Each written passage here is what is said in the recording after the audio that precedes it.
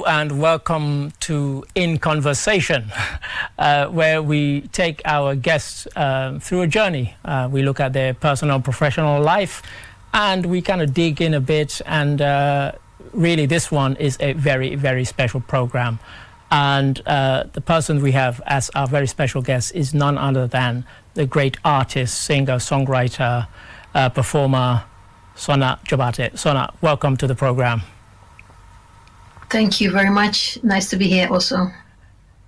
Thank you. And I know this is a very weird year, 2020, because of COVID and everything else, but I'm sure you've been very busy nonetheless. So we're really grateful for taking time. Yeah, yeah, you're welcome. Yeah. So really, I guess, let's start at the beginning. Imagine you're a young girl, you're growing up, and you hear this instrument, and it entrances you. Can you kind of pinpoint a particular time when you thought, this is the instrument for me? Not that I just love the sound of it, but I'd love to play it one day. Can you take us back to then? Actually, to be very honest, I don't remember the first time I heard the kora.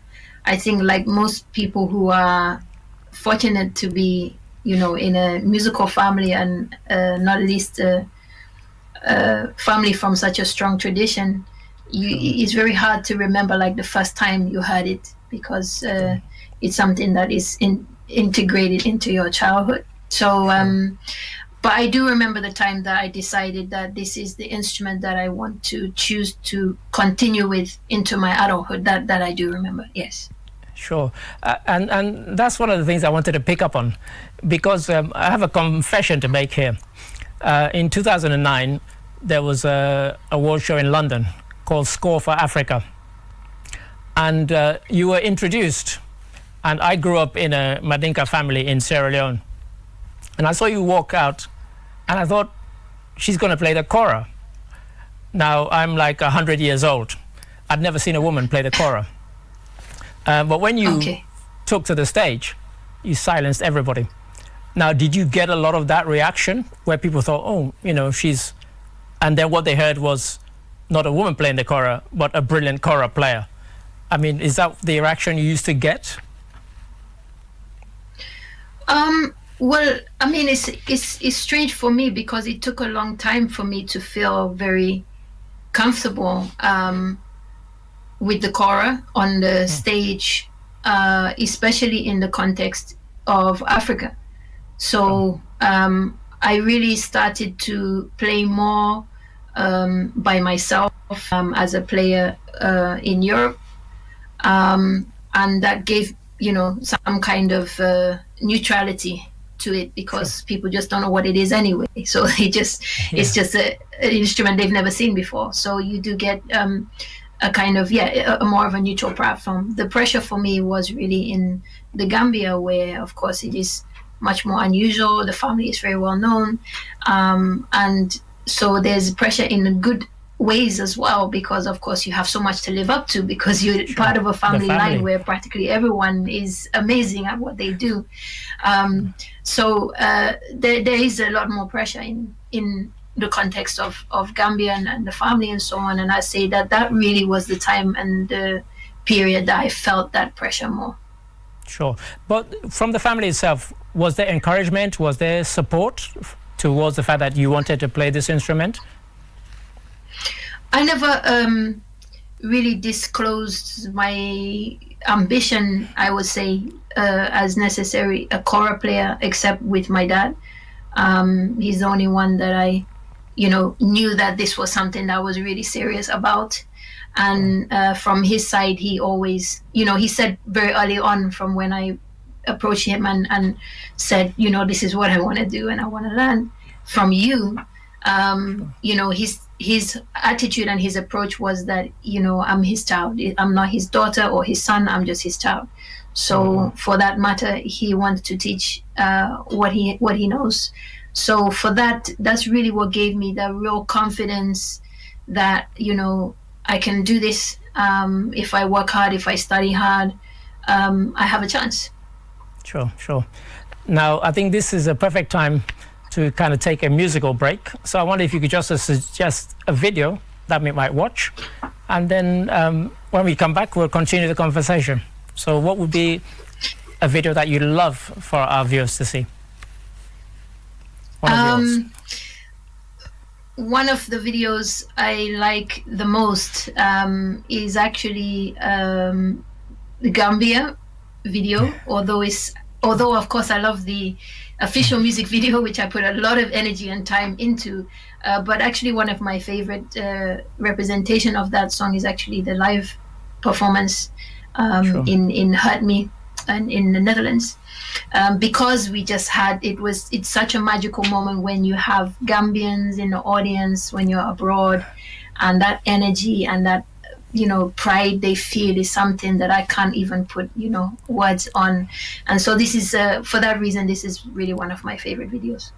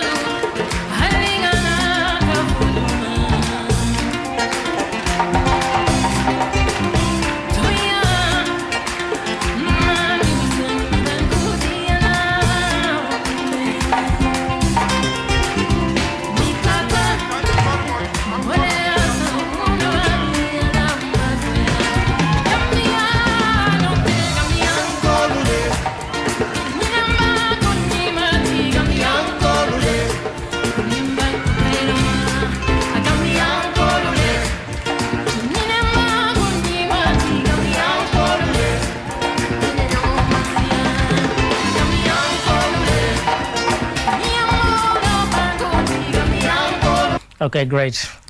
Well, okay, so we've just finished watching the Gambia video, and you say it's one of your favorites. But before we watch that, you talked about working hard and studying hard. Now, one of the decisions you make was to study what we would call European classical music, having mastered what we would call African classical music. Was that very much a conscious decision? No, again, I was extremely fortunate when I was young to be in a family that was firstly very accomplished musically, and then also had the foresight, I would say, to expose me to the best education possible when it comes to music. And as you mentioned, I already had the musical connection with my family in terms of the Manding side, but in terms of learning European music, this was really a decision that was taken by I would say my brother and my mother. I would say between the two of them, that's something that is down to them. So that's the reason why I studied for years at institutions in the UK to master those approaches to music. Sure. Okay, great. Now, if I could ask you about a couple of firsts.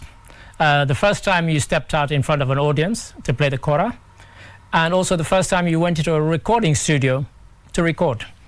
Can you recall those experiences? Again, very honestly, I would love to say to you, yeah, I remember, but I don't remember the first time I stepped out on stage with a kora, although I have seen the photos of it. But it doesn't jog any memories. Again, it just shows, I think, how integrated. And again, I think this is a story that many musicians will say in these griot families. They don't really remember those early memories necessarily. They remember ones they treasure, but not necessarily the first one, because it's pretty much almost a way of life. But as for a recording studio, yes, I do remember, definitely. And again, it was a very strange experience in recording studios for me, because my early years experience of being in a recording studio was actually being a very young child, more interested in playing with toys on the floor.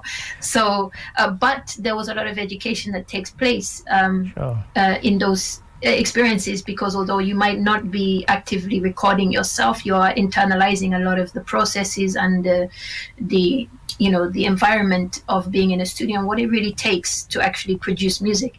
So that again is something very valuable that I was very fortunate to be around.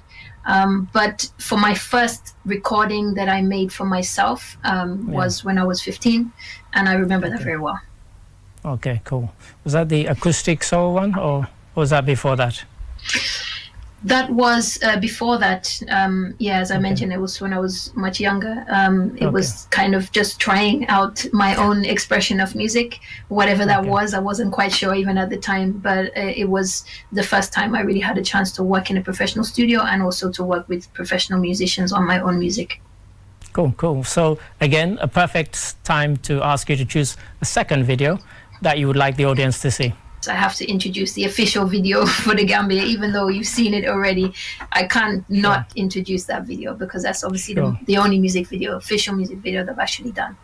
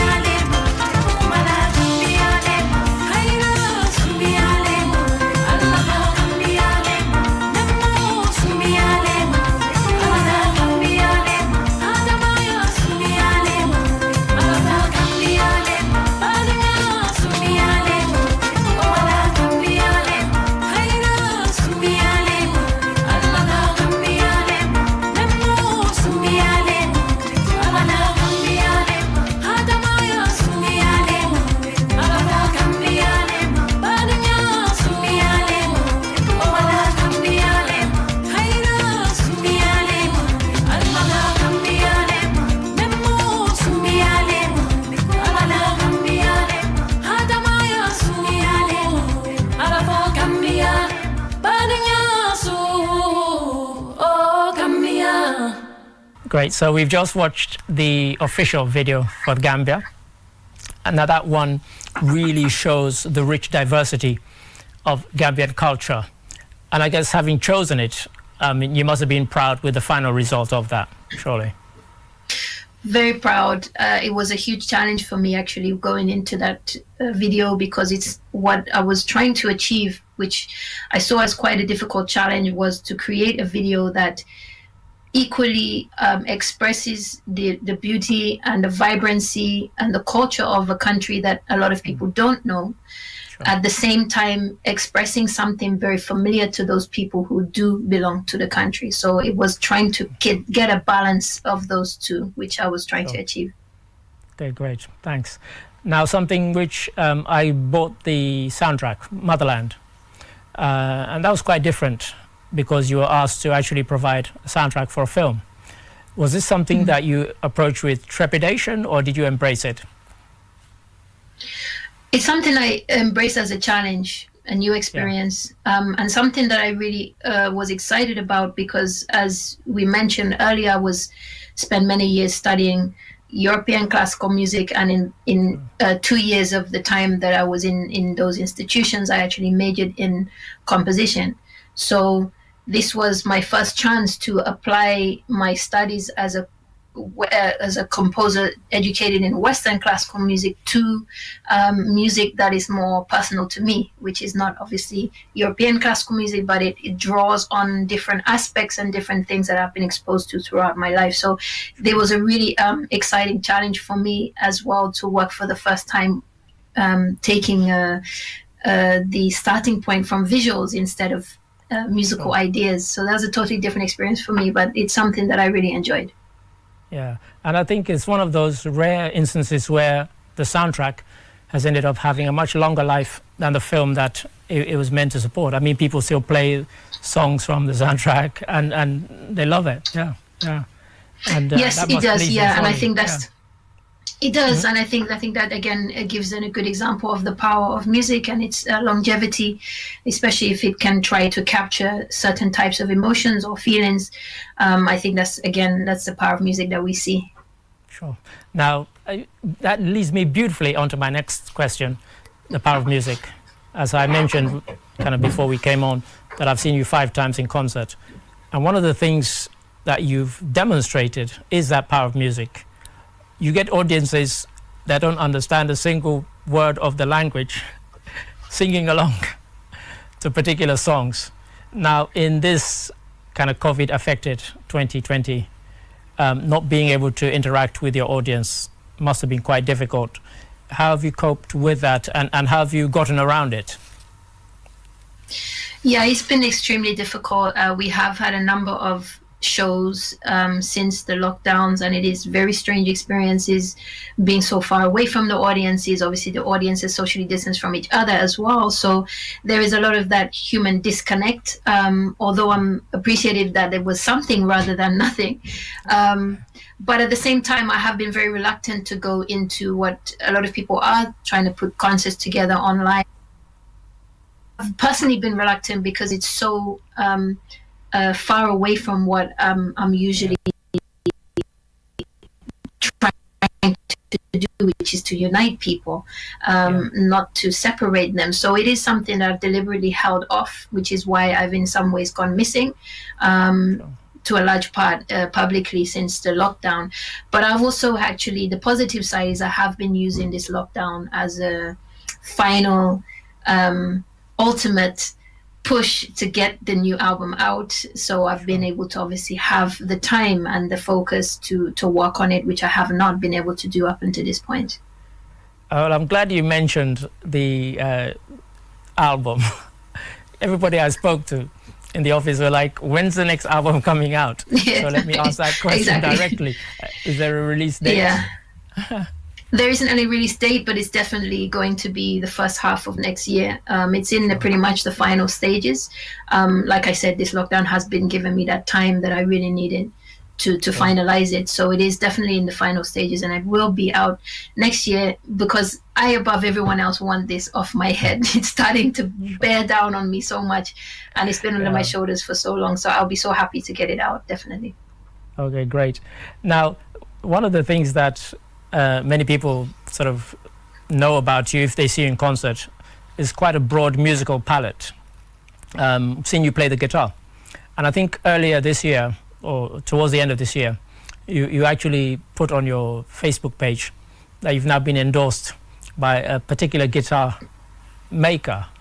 And how delighted you were about that. And I just wonder if you can just tell us a little about that, really. I was very happy because I've always had a love of the guitar. I say always, I mean, I started to try mess around with the instrument when I was about, I think I was about 16 or something. I never was taught the guitar. I never had lessons with the guitar before. So it's always been, which is why I've always maintained that I'm not a guitarist. I just play the guitar for my own needs because I know what it takes to really learn an instrument, as I've done with the kora and other instruments. So I feel like I don't want to disrespect, you know, the amazing guitarists who have been through that sweat. But for me, it's an instrument which I was also lucky because I could use the technique that I'd already learned on classical instrument that I had learned very intensively, the cello, and then I could also use the technique I know with the kora. So it wasn't a complete start for me from nothing. But at the same time, it's a very personal instrument to me, and it does. I do use it a lot to express my musical ideas, especially at the beginning stages.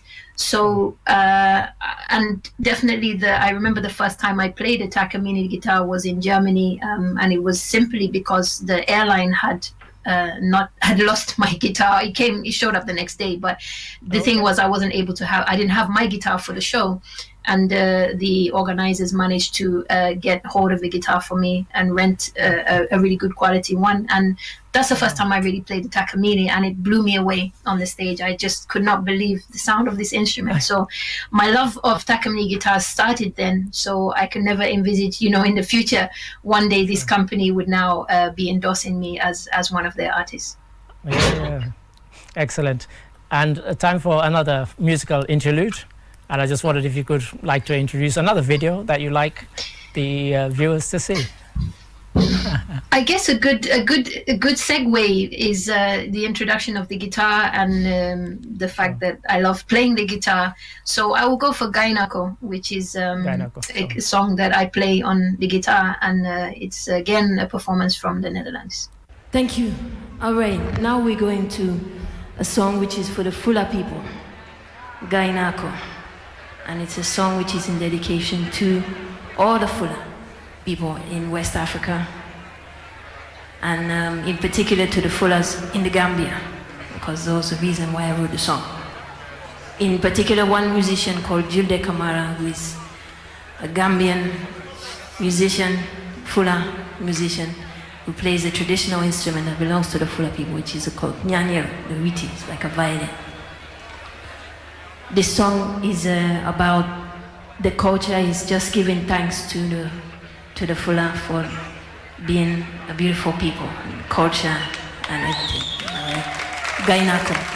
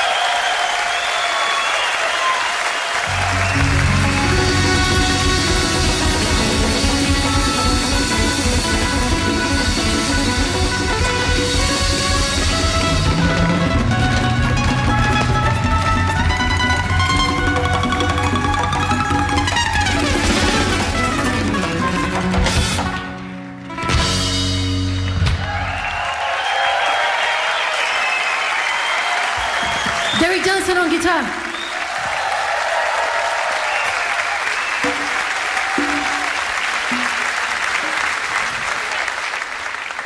Okay, so we've just watched the video for Gynako, and I'll be killed if I don't mention this.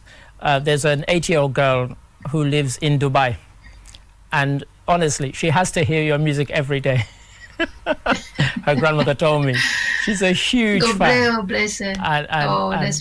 And I'm sure she'll get to watch this, and she's a big fan. I hope so. But I mentioned that because your music seems to appeal across the ages. Now, is this something that you would call a happy accident, or is it just that you make the music, you put it out there, and whoever embraces it? It's very difficult to quantify what makes something appeal to particular age groups or even particular demographics in the world. There are obviously a lot of music that is released with a very particular demographic in mind. But the type of music that has always inspired me has been music that is and has that universal appeal also globally. So I think the music that I create does naturally draw on those influences that I have been exposed to and inspired by throughout my life. And despite being rooted within a particular culture, I think there are certain artists who just have that appeal globally despite being very rooted in certain cultures, and those artists are people that have inspired me hugely. So I think that's probably partly one of the reasons why my music does have also a universal appeal. Sure, I think you're reading my mind right now, because actually my next question was going to be the fact you grew up in a musical family, but were there artists outside of that who have inspired and influenced you even? And so who are they? Of course. Yeah, of course. I don't think anyone can say no to that question. But yes, definitely. I'd say from our tradition, from the West African side, my earliest influences outside of the family were on the kora was Tumani and Balake Sissoko. Tumani Jobateh, I didn't say his surname because everybody should know who he is, but Tumani Jobateh and Balake Sissoko are the two kora players that really inspired me the most when I was learning. But I have to say, obviously, in case the question doesn't come up, I know we're saying outside of the family, but the core of my kora playing comes from my main two teachers, my brother Tunde Jegede and my father Sanjali Jobateh. Those two are the teachers of kora directly to me.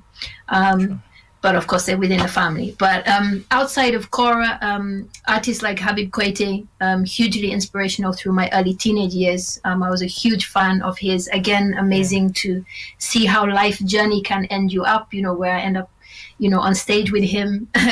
Recently it's crazy when those things start to happen. It's a beautiful story to be able to witness in some ways, even though it's also me. I feel like I'm also witnessing it. And also Umu Sangare, again, huge inspiration to me. And I would say for the styles of music that I write that take inspiration from that Wasulu tradition, it's very much through Umu and her music. Outside of the West African context, I did listen to a lot of music from all over the world, and I think that's something I always try to express to musicians.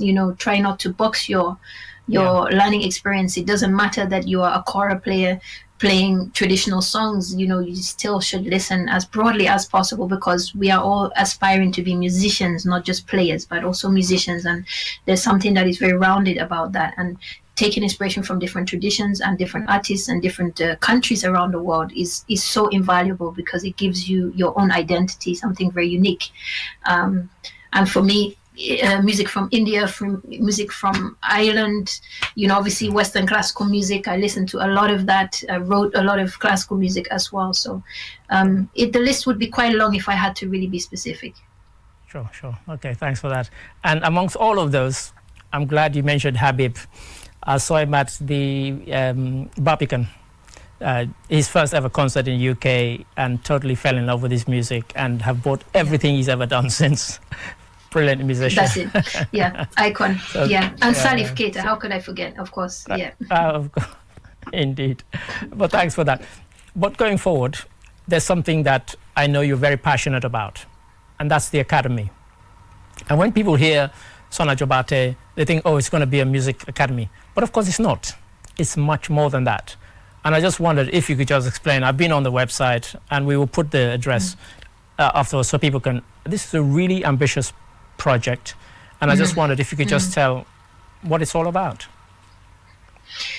I think the academy for me symbolizes absolutely everything of what I'm about. And what I keep often having to remind people is that music for me is just a tool. It isn't my end. It isn't my goal. My goal is not to become famous or whatever. My goal really actually is to be able to enrich the next generation, to be able to say that I was able to play some part in empowering Africans, whether they be young or old, to go on and be proud of what they have and who they are. That's really my ultimate mission and goal with everything that I do. And the music is just an important part of how I can achieve that.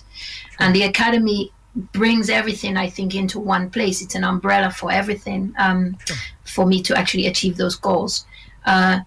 It's something that is very special to me, and of course the fact that it's in the Gambia and the fact that I'm able to therefore firsthand have some impact and work with young Gambians from very diverse backgrounds is something, again, that you know, you can't put any value on that. You know, that's totally an invaluable thing. And for me, you know, we are all here for only a limited time, really, in this world, right? And what we leave behind is far, far more important than what we do while we are, or what we gain whilst we are alive.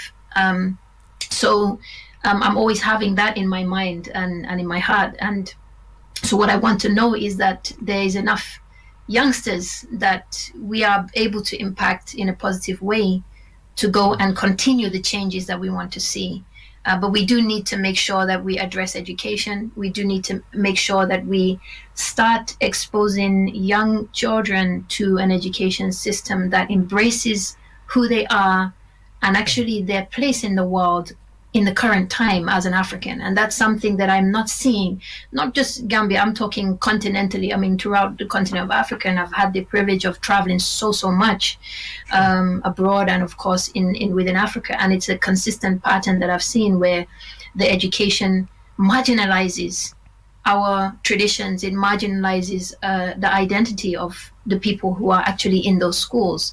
Not deliberately, but it's a legacy of an education system that has been rooted in, you know, 200 years of history since the times of colonialism, so on. There's been so much efforts that has been undertaken to revive the education systems and to improve them, but there are still so many core structures that carry this kind of limiting outlook and approaches and perspective, I would say, that the children do internalize that. And this is the thing that I want to undo. This is the thing I want to take out from the roots and really show and demonstrate what is possible if you expose young people and children to an education system that gives them the same amount of opportunity that they would get anywhere else in the world. They don't have to go and get a passport to go to Europe to get a good education. That's fundamental.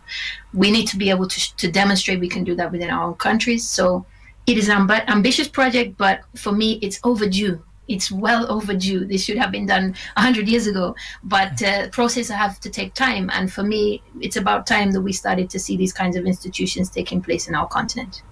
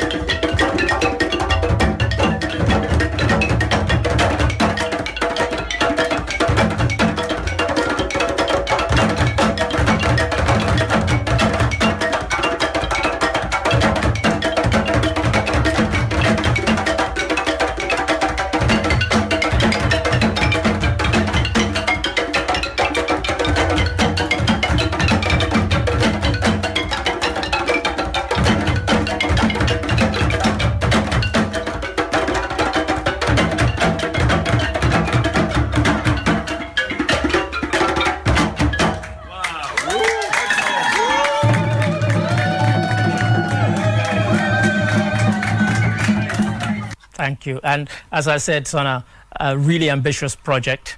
And I have to say, it's been a thrill having you on in conversation. And in closing, if a final piece of music that you'd like to choose, and also a final message for our viewers. I often say to people, I'm incredibly proud of where I've come from, the family that I belong to, and of course the country that that has created me, I would say, in so many ways. And I think for me, it's about making sure that whatever I've been given, that we give back, and I can give back. And most importantly, to make sure that not just myself, but other artists as well in the country, have that thought in mind, and that remembrance that it is actually being a musician, being an artist, being somebody that can get up in front of hundreds, thousands of people is a very, very, very unique position in life. Musicians can command more people than politicians, and that's a very powerful thing. And so I always try to remind people that does come with responsibility.